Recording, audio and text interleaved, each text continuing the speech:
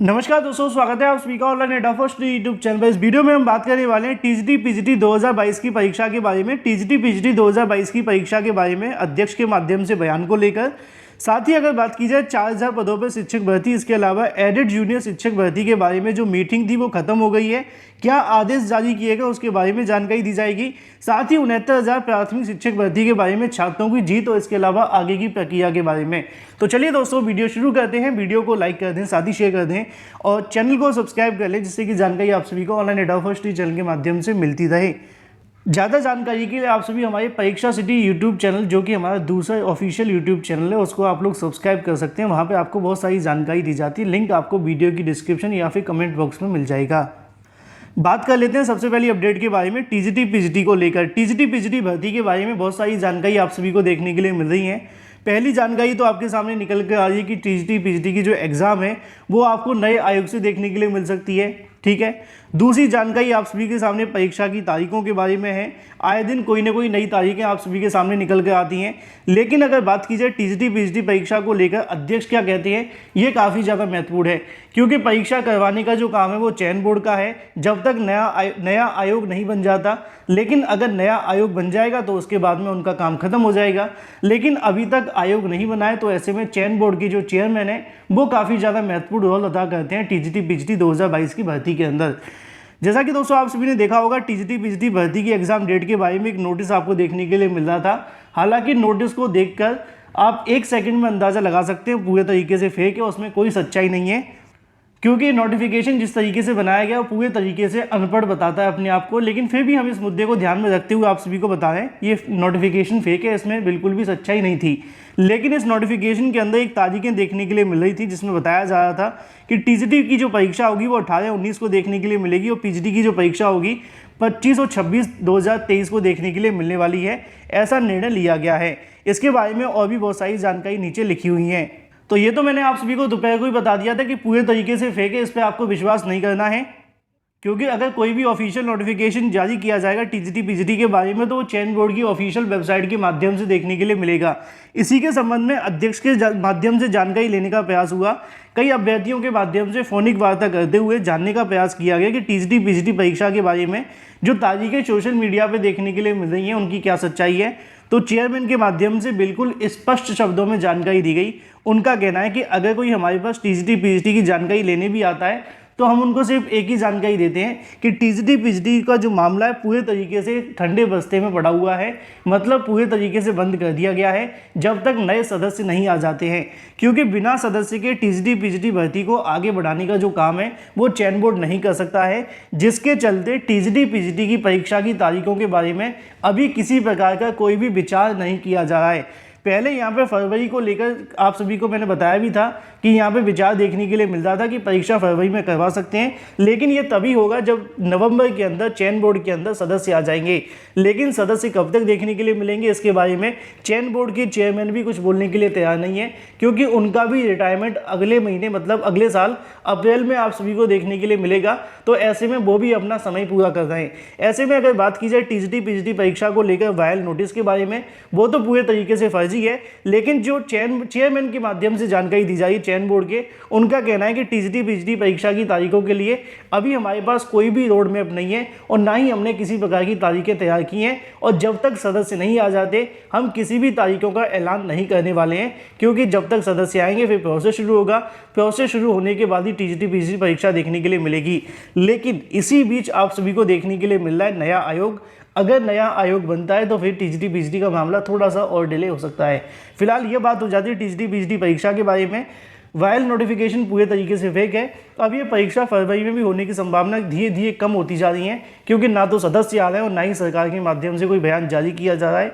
और अगर नया आयोग बनता है तो फिर परीक्षा में और भी समय लग सकता है। आप क्या चाहते हैं कमेंट करके बताएं। बात कर लेते हैं अपनी अगली अपडेट के बारे में, जो कि संबंधित है लगभग 4000 पदों पर भर्ती को लेकर यहाँ से जो नोटिफिकेशन है वो जारी कर दिया गया है, जिसके बारे में बहुत सारे अभ्यर्थी ने मुझे पूछा था कि इसका विज्ञापन जारी हुआ है, लेकिन आपने जानकारी नहीं दी है।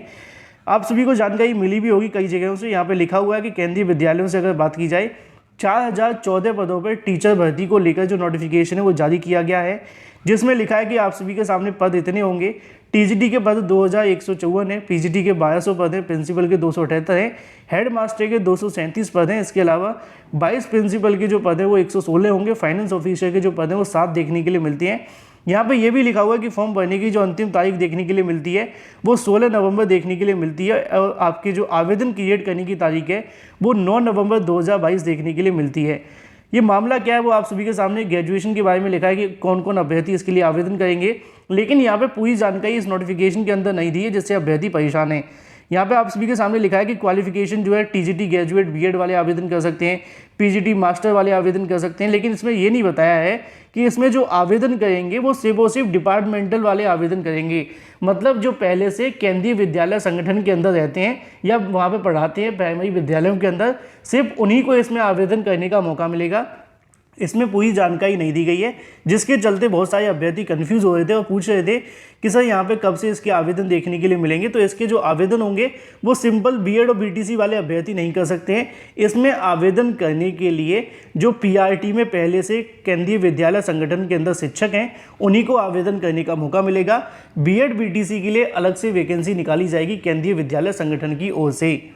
चलिए बात कर लेते हैं अपनी अगली अपडेट के बारे में, जो कि संबंधित है एडेड जूनियर शिक्षक भर्ती को लेकर। एडेड जूनियर शिक्षक भर्ती के बारे में जानकारी आपको दी गई थी कि हाल ही में उनके माध्यम से मांगे गए अध्याचन के अंदर कई भिन्नताएं देखने के लिए मिलती हैं और इन विसंगतियों को दूर करने के लिए एक बैठक देखने के लिए मिलेगी। अब जो बैठक है वो खत्म हो गई है और बैठक के माध्यम से शिक्षा निदेशक ने यहाँ से कई आदेश भी जारी कर दिए हैं। एडेड जूनियर शिक्षक भर्ती को लेकर कई ऐसे बीएसए थे जिनके माध्यम से रिक्त पदों की जानकारी नहीं भेजी गई थी। आज भी जब मीटिंग देखने के लिए मिली तो बताया गया अधिकारियों के माध्यम से कि कई यहाँ पे जो बेसिक शिक्षा अधिकारी हैं मौजूद नहीं थे। कईयों ने अपने खंड शिक्षा अधिकारी को भेज दिया, तो कईयों ने यहाँ पे अगर बात की जाए अपने बाबू या फिर जो भी कर्मचारी होते हैं उनको भेज दिया डाटा लेकर। लेकिन बहुत सारे ऐसे हैं जिन्होंने कुछ भी नहीं भेजा और ना खुद आए, जिसके चलते यहाँ पे जानकारी देखने के लिए मिली है कि 5 से 6 ऐसे जिले देखने के लिए मिलते हैं। इनकी संख्या ऊपर नीचे हो सकती है। इनके माध्यम से अभी तक रिक्त पदों का डाटा क्लियर नहीं किया गया है, जिसके चलते शिक्षा निदेशक की तरफ से 2 दिन का और समय मांगा गया है। आने वाले 2 दिनों के अंदर इन प्रोसेस को लेकर और आपको इंतजार करना पड़ेगा। मतलब एडेड जूनियर शिक्षक भर्ती को लेकर आज जो मीटिंग में होना था उसको फिलहाल 2 दिन के लिए और बढ़ा दिया गया है कि भाई आप लोग जो रिक्त पदों का डाटा भेज रहे हैं उसको क्लियर कर दें, जिससे कि इस भर्ती को शुरू करने में दिक्कतों का सामना न करना पड़े। कई ऐसे जिले जिनके माध्यम से आज भी इस मुद्दे को क्लियर नहीं किया गया है और उन जिलों के माध्यम से फिर से डाटा मांग लिया गया है। उम्मीद है कि आने वाले 2 से 3 दिनों में शुक्रवार या शनिवार तक उनके माध्यम से डाटा दिया जाएगा। फिर ये भर्ती अगले सप्ताह तक आप सभी को कोई गुड न्यूज़ देखने के लिए मिलेगी। बाकी अगर कोई अपडेट निकलेगी तो आपको सबसे पहले दे दी जाएगी। चलिए बात कर लेते हैं 69,000 शिक्षक भर्ती को लेकर। 69,000 शिक्षक भर्ती के अंदर छात्रों की जीत हो गई है। मैंने आपको पहले ही बताया था कि जिस हिसाब से संभावना बन रही है छात्रों की जीत होगी, लेकिन जैसा कि आप जानते हैं कि न्याय देर से मिलता है, वो भी अन्याय देखने के लिए मिलता है। अगर ये न्याय उस दिन मिला होता जिस दिन काउंसलिंग वाले दिन स्टे लग गया था तो आज छात्रों को नौकरी मिल जाती, लेकिन इतना समय लगा। अब सवाल ये है कि कॉमन नंबर किसको मिलेगा। कोई कहेगा कि सिर्फ यहाँ पे कॉमन नंबर देखने के लिए मिलेगा याचियों को, कोई कहेगा कि सबको कॉमन नंबर मिलने वाला है। अब सबके मन में सवाल ये है कि अगर उनको कॉमन नंबर मिल भी जाता है तो क्या सभी अभ्यर्थियों को नौकरी मिलेगी, क्योंकि आप जानते हैं 6,800 के मामले को लेकर भी यहाँ पे मामला लटका हुआ है। सरकार ने सूची तक जारी कर दी लेकिन आज तक इनको नौकरी नहीं मिली है। कब मिलेगी अभी इसके बारे में कोई स्पष्टीकरण नहीं है। बार बार मामला न्यायालय में जाता है, जज चेंज हो जाते हैं, जब उनके समझ में आता है तो फिर जज चेंज हो जाते हैं। तो 6,800 का भी लटका हुआ है।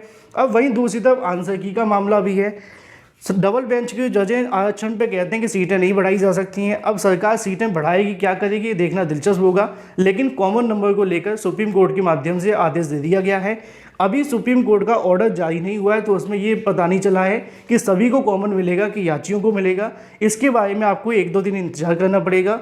अब सवाल ये है कि अगर सबको कॉमन नंबर मिलता है या फिर जिन जिन को कॉमन नंबर मिलता है चाहे वो याची हैं, तो क्या सबको नौकरी दी जाएगी। इसका सबसे बड़ा जो सवाल है इसका जवाब सीएम योगी दे सकते हैं या फिर योगी सरकार दे सकती है कि आखिर उनके बारे में क्या करने वाले हैं, क्योंकि सुप्रीम कोर्ट के माध्यम से अभी तक इनके बारे में कोई गाइडलाइन नहीं दी गई है। सिर्फ यहाँ पे जो बहस थी वो कॉमन नंबर को लेकर थी। अगर वो उनके माध्यम से ये कहा जाता है कि भाई पद जोड़कर भर्ती की जाए तो किस प्रकार देखने के लिए मिलेगी। डबल बेंच कहती है पद नहीं जोड़ सकते हैं। मतलब सीधा साधा मामला ये है कि 69,000 शिक्षक भर्ती और लंबी फंसती जा रही है। कभी 6,800 तो कभी आंसर की। अब आंसर की वाले छात्रों को भी जीत मिल चुकी है, जैसे कि आरक्षण वालों को मिली थी 6,800 पर, लेकिन सूची तो जारी कर दी, नौकरी नहीं मिली। अब यहाँ पे अभ्यर्थियों को नंबर मिल गया है, नौकरी कब तक मिलेगी ये महत्वपूर्ण है। देखते हैं सरकार इस ऑर्डर को लेकर क्या करती है, क्या दोबारा से सुप्रीम कोर्ट में रिव्यू फाइल करती है, ऐसा भी देखने के लिए मिल सकता है। जो भी अपडेट होगी आप सभी को मिलती रहेगी, लेकिन अभी ऑर्डर जारी नहीं हुआ है, ऑर्डर जारी होने तक इंतजार करें कि